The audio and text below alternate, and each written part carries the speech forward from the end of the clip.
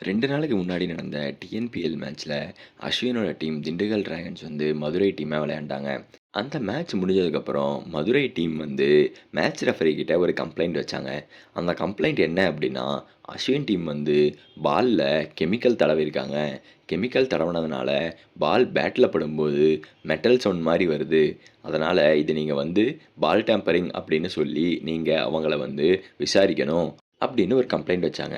எல்லாருமே வந்து அது எப்படி பால்ல வந்து மெட்டல் மாரி மாத்த முடியும் அப்படின்னு சொன்னாங்க. ஏன்னா, அந்த மேட்ச் ஃபுல்லாவுமே வந்து டியூ இருந்ததுனால ஒவ்வொரு டைமும் பால தொடச்சு தொடச்சு போட்டுட்டுருந்தாங்க. இதனால அவங்க வந்து பால்ல கெமிக்கல தடவி பால் டேம்பரிங் பண்ணியிருக்காங்க அப்படின்னு அவங்க வந்து கம்ப்ளைண்ட் ரைஸ் பண்ணியிருக்காங்க.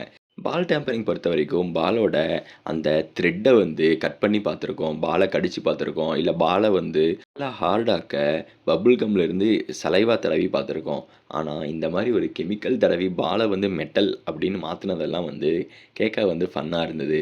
மேட்ச் ரெஃபரி வந்து இந்த கம்ப்ளைண்ட்ட ஏத்துக்கிட்டாங்க. ஆனா, நீங்க வந்து இதுக்கு எவிடன்ஸ் தரணும். எவிடன்ஸ் தந்தீங்க அப்படின்னா, நாங்க வந்து ஆக்ஷன் எடுக்கிறோம். இல்ல அப்படின்னா, உங்க மேல சாங்ஷன்ஸ் போடுவோம் அப்படின்னு சொல்லியிருந்தாங்க.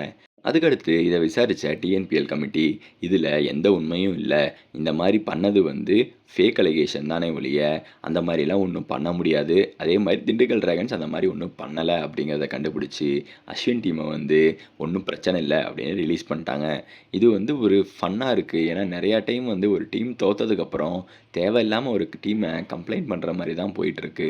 தோத்த ஃப்ரஸ்ட்ரேஷன்ல டியூ இருந்தும் பேட்டிங் பண்ணி, சேஸ் பண்ணி ஜெயிக்க முடியாம போனதுனால, அவங்க வந்து ஒரு ஃப்ரஸ்ட்ரேஷன்ல தான் இந்த கம்ப்ளைண்ட்ட ரைஸ் பண்ணியிருக்காங்க அப்படின்னு தெரியுது. இப்ப டிஎன்பிஎல் வந்து அவங்களுக்கு என்ன பனிஷ்மென்ட் குடுக்க போறாங்க அப்படிங்கிறத பொறுத்திருந்து தான் பார்க்கணும். டிஎன்பிஎல்ல இந்த மாரி சுவாரஸ்ய சம்பவங்கள் நெறையா நடக்குது. போன வருஷம் ரிவ்யூ எடுத்தாரு அஸ்வின். இந்த வருஷம் இப்படி ஆயிருக்கு.